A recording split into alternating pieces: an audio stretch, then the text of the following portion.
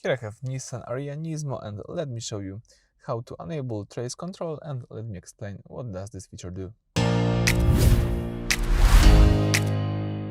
So at the very beginning, let's start by using your dashboard. On your dashboard, of course, you can navigate by using the arrows on your steering wheel. Let's use, for example, the right arrow to highlight the settings. Then if you have highlighted settings, let's press OK button to enter it. Then scroll down a few times until you see here the driver assistance. So it's the second option, so you just need to scroll once. Under driver assistance, you need to scroll a few times. So let me highlight here the chassis control, the last option, press OK. And as you can see, you can enable or disable the trace control.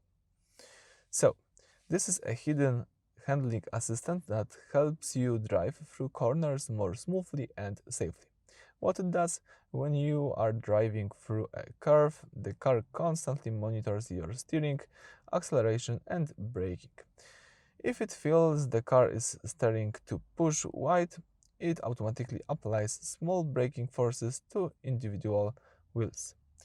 The result: it pulls the car back onto the intended trace. So I highly recommend to have this feature enabled. It's for your safety, so let's keep it that way. Alright, so that's it for this video. Thank you for watching. Please subscribe to our channel and leave thumbs up.